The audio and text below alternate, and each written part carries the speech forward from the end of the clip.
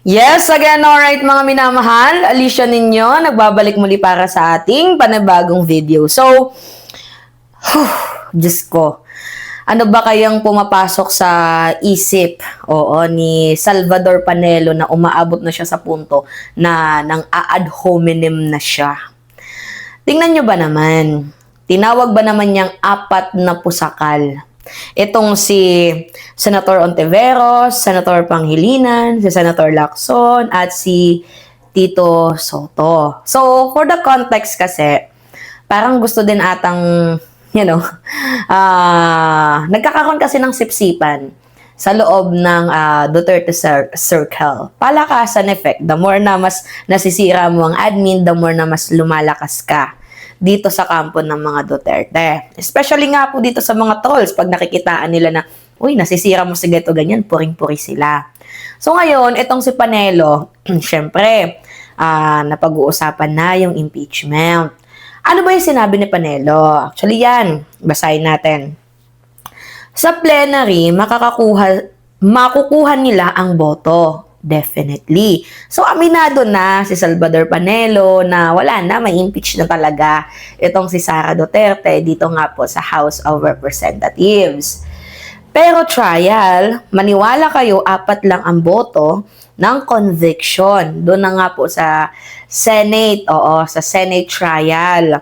Kasi ang mga pusakal na kontra kay VP Sara, si Ontiveros, si Pangilinan, si Lacson, si Soto. 4 na yon. So, yung statement kasi, very calculated Paano nila nalaman na 4?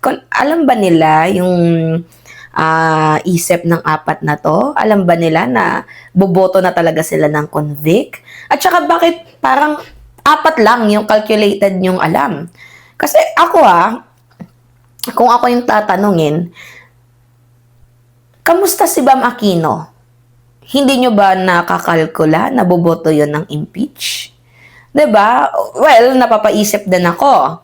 Meron na bang usapan dyan sa kabila? Oo, itong si Bam Aquino. Nagtataka lang ako kasi parang medyo minimal lang. Actually, wala nga akong nakikitang banat ng mga DDS dito nga po kay Senator Bam Aquino. Although I vote you, Senator Bam, because I believe in you that you will help our country. Pero wag naman sanang umabot sa punto na di porket inundurso ka ng INC, wag naman umabot sa punto na di porket ang ibang mga DDS ay bumoto sa'yo or nagkakaroon ka na ng utang na loob, abay, hindi ka na magtatrabaho para sa bayan.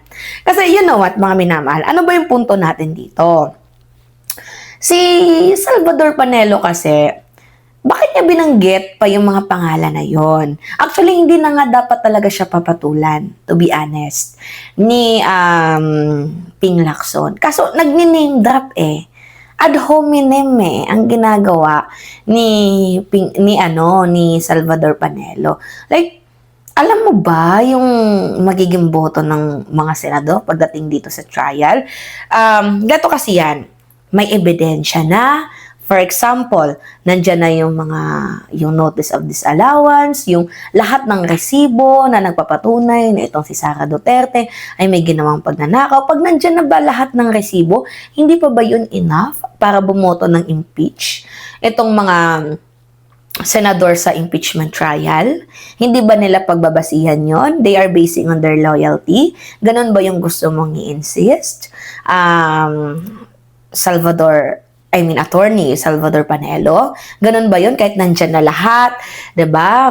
Nakita mo na lahat-lahat, as in nandyan na yung kabalbalan na ginagawa ni Sara Duterte, yung kanyang ginagawang pagnanakaw, nandyan na lahat. Hindi pa din ba boboto ng impeach dyan kay Sara?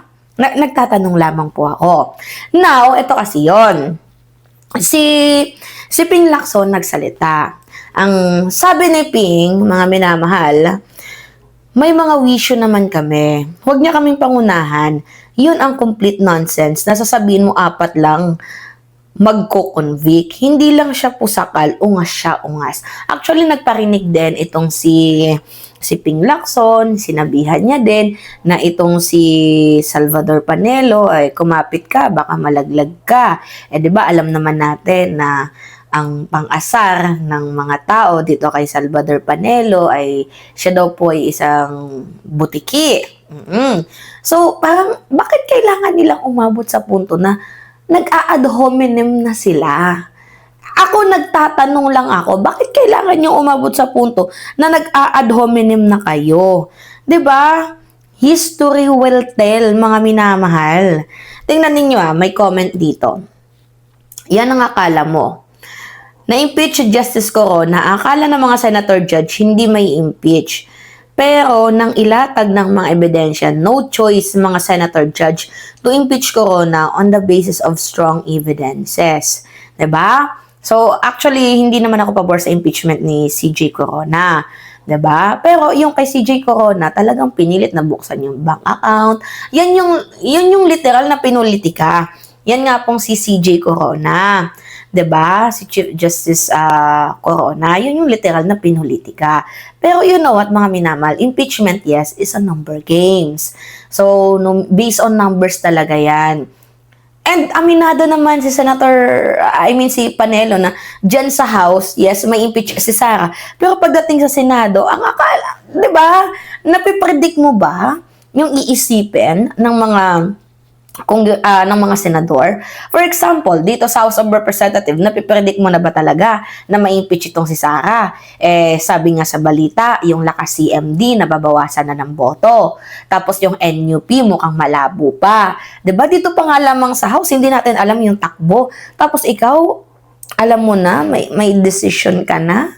'Di ba? 'Di ba mga minamahal na I know na nagigets nyo ko. 'Di ba? Pero natatawa lang ako dito sa pino-point out, 'di ba, ni Salvador Panelo. Like, parang anong klaseng kaek-ekan yan? Senador, Attorney Panelo, anong klaseng kaek-ekan yang ginagawa mo? Actually, pinapahiya mo yung sarili mo. Tatawagin mong pusakal? Bakit? Ano ba yung ibig sabihin ng pusakal? 'Di ba? Parang nakagawa ka ng krimen, tatawagin mo ng ganon? Really? Naturingan ka pa man ding abogado? Tapos ganyan yung trabaho mo? Hindi ka ba nahihiya dyan? Minsan talaga, itong si Panelo, hindi natin alam kung ano yung takbo ng utak nito Gusto mo bang magpasikat? Gusto mo bang meron kang Tatak Duterte legacy para iboto ka? Tatakbo ka ba? Hindi natin alam kasi si Panelo naghahangad din ng pwesto. Actually, yung mga DDS nag-shake wrap na. Katulad nila Gonzon, 'di ba? Kung mapapansin ninyo, 'di ba? May kanya-kanya na silang ngayon, 'di ba? May kanya-kanya na silang ruta ngayon sa paninira kasi the more na sinisiraan nila si Presidente, the more na nakakuha sila ng engagement at ng followings at ng suporta sa kampo ni VP Sara Duterte. Nag-aagawan sa slot sa mga tatakbong senador. Oh my goodness. Kaya walang pinagbagong Pilipinas. Ganon at ganon pa din. Alright. Sa tingin ninyo, hindi ba maapektuhan dyan yung mga taong bayan? Once na yung mga senador na yan, diba, hindi bumoto ng convict kay Sara Duterte once na na-present na yung mga evidences dyan? Mananatili pa din ba silang bulag? Well, let's see. Diba, mga minamahal, tingnan lang natin. Hindi mo pwedeng i-predict yan. Alright, mga minamahal, yun po. Anyway, it's me again, Alicia ninyo. Nagbabalik muli para sa ating panibagong video. So, pahingi lamang po ako ng comments, likes, and share. And also, don't forget to click the subscribe and always yung pong i-hit ang notification bell for more update. Maraming salamat at ingat, mga kababayan.